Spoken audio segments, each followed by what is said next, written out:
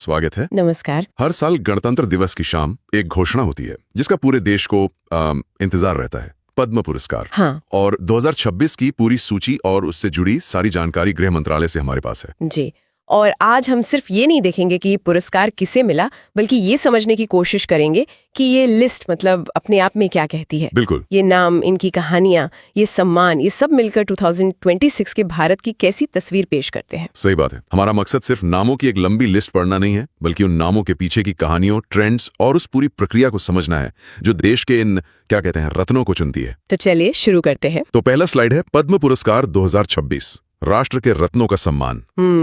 और जैसा आपने कहा, स्रोत है गृह मंत्रालय, भारत सरकार। तो सारी जानकारी यहीं से है। तो आंकड़ों से शुरू करते हैं। जी इस साल कुल 131 पुरस्कारों की घोषणा की गई है जी। और इन्हें 3 श्रेणियों में बांटा गया है: 5 पद्म विभूषण, 13 पद्म भूषण और 113 पद्मश्री। यहाँ एक दिलचस्प बात है जो अक्सर लोग मिस कर जाते हैं। क्या? इस सूची में 2 युगल केसेस यानी डुओ केसेस शामिल हैं, और ऐसे मामले में पुरस्कार को एक ही गिना जाता है। अच्छा, तो मतलब अवार्ड एक है पर लोग 2 हैं। जी बिल्कुल।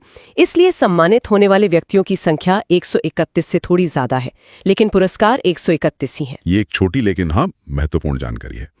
तो चलिए सबसे पहले सबसे बड़े सम्मान पद्म विभूषण की बात करते हैं। भारत का दूसरा सर्वोच्च नागरिक सम्मान। जी। इस साल के विजेता हैं श्री धर्मेंद्र सिंह देओल, मरणोपरांत कला के क्षेत्र में, महाराष्ट्र से। श्री वीएस अच्युतानंदन, ये भी मरणोपरांत सार्वजनिक मामलों के लिए, केरल से। एक बहुत बड़ा नाम। फिर है सुश्री एन राजम, कला के क्षेत्र में, उत्तर प्रदेश से। जी। श्री केटी थॉमस, सार्वजनिक मामलों के लिए, केरल से। हाँ। और श्री पी नारायणन, साहित्य और शिक्षा के क्षेत्र में, ये भी केरल से। तो आप देखिए 5 में से 3 नाम केरल से हैं। हाँ, मैं यही कहने वाला था। अच्युतानंदन जी, केटी थॉमस और पी नारायणन। क्या ये सिर्फ एक संयोग है? मुझे नहीं लगता कि ये सिर्फ एक संयोग है। ये दिखाता है कि सार्वजनिक जीवन और साहित्य के क्षेत्र में केरल का जो प्रभाव है वो राष्ट्रीय स्तर पर कितना गहरा है। सही बात है। और वही कला के क्षेत्र में उत्तर प्रदेश से वायलिन वादक सुश्री एन राजम का नाम है, और महाराष्ट्र से श्री धर्मेंद्र ही को भी मरणोपरांत यह सम्मान मिला है। तो एक बहुत अच्छा संतुलन है अनुभव, कला और सार्वजनिक सेवा का। बिल्कुल। अच्छा, तो अब आते हैं पद्म भूषण पर। उच्च कोटि की विशिष्ट सेवा। यहाँ भी कुछ बहुत जाने पहचाने नाम हैं। हाँ, और यहाँ तो मतलब ऐसे नाम हैं जिन्होंने अपने अपने फील्ड में एक पूरी पीढ़ी को इन्फ्लुएंस किया है। जैसे कि सुश्री अलका याग्निक, कला, महाराष्ट्र। जी। श्री ममूटी, कला, केरल। श्री उदय कोटक, व्यापार और उद्योग, महाराष्ट्र। बड़े नाम हैं ये सब। और फिर श्री शिबू सोरेन, मरणोपरांत सार्वजनिक मामले, झारखंड। श्री विजय अमृतराज, खेल, संयुक्त राज्य अमेरिका। और श्री भगत सिंह कोश्यारी, सार्वजनिक मामले, उत्तराखंड से। शिबू सोरेन जी का नाम भी इसमें एक महत्वपूर्ण एडिशन है। और विजय अमृतराज मतलब टेनिस के दिग्गज। विजय अमृतराज का नाम देखकर तो वाकई बचपन याद आ जाता है, जब हम सब टीवी पे उन्हें विंबलडन में खेलते देखा करते थे। बिल्कुल। और खेल की बात चली है तो इस साल खेल जगत से और भी कई सितारों को पद्मश्री मिला है ना? हाँ बिल्कुल। इस बार की सूची में खेल जगत से भी अच्छे नाम हैं। जैसे रोहित शर्मा क्रिकेट से, हरमनप्रीत कौर महिला क्रिकेट टीम की कप्तान, सविता पुनिया हॉकी की गोलकीपर, और प्रवीण कुमार पैरा एथलेटिक्स से। लेकिन एक नाम जो मतलब ध्यान खींचता है वो है जॉर्जिया के श्री व्लादिमीर मिस्तविरिश्विली का। अच्छा, उन्हें भी मरणोपरांत खेल के लिए ही पद्मश्री दिया गया है। एक विदेशी खिलाड़ी को भारत का नागरिक सम्मान, ये क्या दर्शाता है? ये दिखाता है कि इन पुरस्कारों का दायरा अब कितना मतलब व्यापक हो गया है। ये भारत की सॉफ्ट पावर का भी प्रतीक है, जहां हम उन विदेशी नागरिकों को भी सम्मान देते हैं जिनका भारत या भारतीय खेल से किसी न किसी रूप में गहरा नाता रहा हो। बहुत दिलचस्प। लेकिन इन बड़े और जाने पहचाने नामों से परे पद्म पुरस्कारों की असली आत्मा तो उन गुमनाम नायकों की कहानियों में है। बिल्कुल, जो चुपचाप इस देश की सेवा कर रहे हैं। ऐसी ये कहानी है छत्तीसगढ़ की बुधरी ताती जी की। बिल्कुल, उन्हें लोग छत्तीसगढ़ की बड़ी दीदी के नाम से जानते हैं। बड़ी दीदी। जी। दंतेवाड़ा जैसे नक्सल प्रभावित इलाके के एक छोटे से गांव हिरनार में वो 1984 से काम कर रही हैं। 1984 से सोचिए, लगभग 4 दशकों से वो महिला सशक्तिकरण और नशा मुक्ति के लिए लड़ रही हैं। उन्होंने 500 से ज्यादा आदिवासी महिलाओं को आत्मनिर्भर बनाया और ये पक्का किया कि गांव की लड़कियां स्कूल जाएं। जब ऐसे व्यक्ति को पद्मश्री मिलता है तो लगता है कि ये सम्मान सही मायने में सार्थक हुआ है। सही बात है। उनके लिए जो लाइन इस्तेमाल की गई है, आदिवासी उत्थान का एक निस्वार्थ चेहरा, वो उनके काम को बिल्कुल सही तरह से बताती है। और ये कहानियां ही इन पुरस्कारों को जमीन से जोड़ती हैं। हाँ, ये दिखाता है कि अब सम्मान सिर्फ दिल्ली के गलियारों या बड़े शहरों तक सीमित नहीं है। सही। ये उन लोगों तक पहुंच रहा है जो बिना किसी स्वार्थ के समाज के सबसे पिछड़े तबकों के लिए काम कर रहे हैं। और एक और ऐसी ही प्रेरणादायक कहानी है डॉक्टर रामचंद्र और सुनीता गोडबोले की। अबुझमाड़ के मसीहा। जी, और ये वही युगल मामला है जिसके हम शुरू में बात कर रहे थे। हाँ, ये पति पत्नी की जोड़ी है।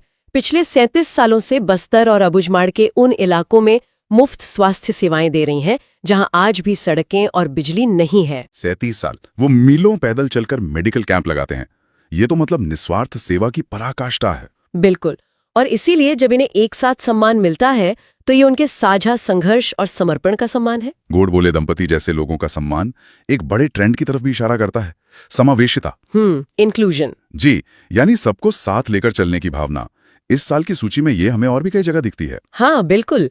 जैसे इस साल कुल 19 पुरस्कार विजेता महिलाएं हैं। 19? जी, उदाहरण के तौर पर सुश्री सुशीला माँ सामाजिक कार्य और सुश्री सोमा सिंह कला का नाम दिया गया है।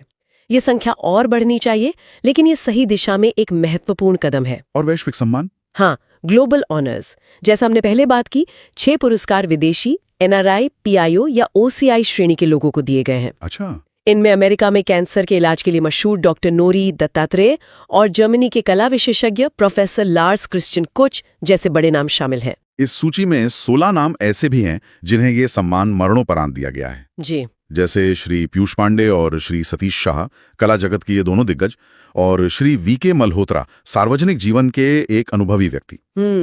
ये उन लोगों के योगदान को याद करने का एक तरीका है जो अब हमारे बीच नहीं है। बिल्कुल। अच्छा, अब जरा इन पुरस्कारों के इतिहास और संरचना पर बात करते हैं। इनका क्रम क्या है? हाँ, ये समझना भी जरूरी है। सबसे ऊपर सर्वोच्च नागरिक पुरस्कार है भारत रत्न। जी। उसके बाद आता है पद्म विभूषण, जो असाधारण और विशिष्ट सेवा के लिए दिया जाता है। फिर पद्म भूषण? जी, उच्च कोटि की विशिष्ट सेवा के लिए। और आखिर में पद्मश्री, विशिष्ट सेवा के लिए। तो ये एक पिरामिड की तरह है। बिल्कुल। और ये जानना भी दिलचस्प है कि इनके नाम हमेशा से ऐसे नहीं थे। अच्छा। जब 1954 में इनकी शुरुआत हुई तो एक ही पुरस्कार था, पद्म विभूषण, और इसकी 3 श्रेणियां थीं, पहला वर्ग, दूसरा वर्ग और तीसरा वर्ग। पहला वर्ग, दूसरा वर्ग, तीसरा वर्ग। ये तो काफी दिलचस्प है। तो फिर ये पद्म विभूषण, पद्म भूषण और पद्मश्री नाम कब पड़े? ये बदलाव ठीक 1 साल बाद 8 जनवरी 1955 को एक राष्ट्रपति अधिसूचना के जरिए हुआ। 1955 में? जी, तब पहले वर्ग को पद्म विभूषण, दूसरे को पद्म भूषण और तीसरे को पद्मश्री कहा जाने लगा। और क्या ये पुरस्कार 1954 से हर साल दिए गए हैं या कोई गैप भी रहा है? नहीं, गैप रहा है। इतिहास में 2 ऐसे मौके आए हैं जब ये पुरस्कार नहीं दिए गए। अच्छा, कब? पहली बार 1978 से 1989 में मोरारजी देसाई सरकार के दौरान ये निलंबित रहे, और दूसरी बार 1993 से 1997 के बीच, जब कुछ जनहित याचिकाओं के कारण इनकी घोषणा रुकी हुई थी। तो ये अंतराल भी भारत के राजनीतिक और कानूनी इतिहास के महत्वपूर्ण मोड़ को दर्शाते हैं। बिल्कुल। अब एक सबसे अहम सवाल पर आते हैं। बुधरी ताती या गोडबोले दंपति जैसे गुमनाम नायकों तक चयन समिति पहुंचती कैसे है? ये प्रक्रिया क्या है? देखिए, ये इन पुरस्कारों का सबसे क्रांतिकारी पहलू है पिछले कुछ सालों में जो बदला है। अब यह प्रक्रिया पूरी तरह से नामांकन पर आधारित है। नामांकन पर आधारित? जी, कोई भी भारतीय नागरिक किसी भी व्यक्ति के नाम की सिफारिश कर सकता है।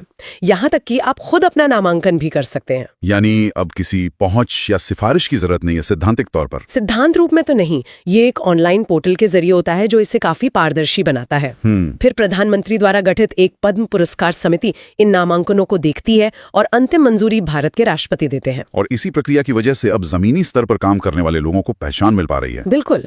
और हाँ, एक बहुत ही महत्वपूर्ण बात, पद्म पुरस्कारों के साथ कोई नकद राशि या कैश प्राइज नहीं दिया जाता। ये सिर्फ एक सम्मान है। जी, ये सिर्फ सम्मान है। चलिए इतिहास के पन्नों को एक बार फिर पलटते हैं। खेल जगत में भी इस सम्मान की एक लंबी परंपरा रही है। हाँ, बहुत लंबी। शतरंज के जादूगर विश्वनाथन आनंद पद्म विभूषण पाने वाले पहले खिलाड़ी थे। जी, और उनसे भी पहले 1957 में हॉकी के बलबीर सिंह दोसांझ पद्मश्री पाने वाले पहले खिलाड़ी बने थे। 1957 में? हाँ, और हॉकी के जादूगर मेजर ध्यानचंद को 1956 में पद्म भूषण मिला था। और द फ्लाइंग सिख? उन्हें 1959 में पद्मश्री मिला था, और वो ये सम्मान पाने वाले पहले एथलीट बने। तो ये दिखाता है कि इन पुरस्कारों ने हमेशा से खेल में उत्कृष्टता को सराहा है। बिल्कुल। तो आज की हमारी इस पूरी पड़ताल से एक बात तो साफ है कि 2026 के पद्म पुरस्कार सिर्फ कुछ नामों की एक सूची नहीं है, बल्कि ये बदलते भारत की एक कहानी है। सही कहा।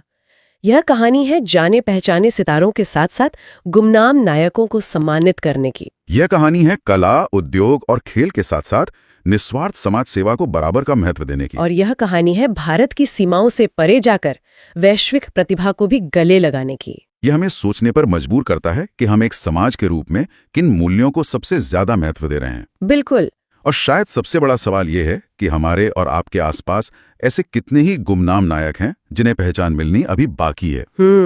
एक बहुत जरूरी सवाल है ये। तो ये थी पद्म पुरस्कार 2026 की पूरी और विस्तृत जानकारी। चैनल को लाइक, शेयर और सब्सक्राइब करना ना भूलें। ये वीडियो आपकी तैयारी के लिए एक मस्ट वॉच संसाधन है। इसे बार बार देखें ताकि कोई भी तथ्य छूट ना जाए। जय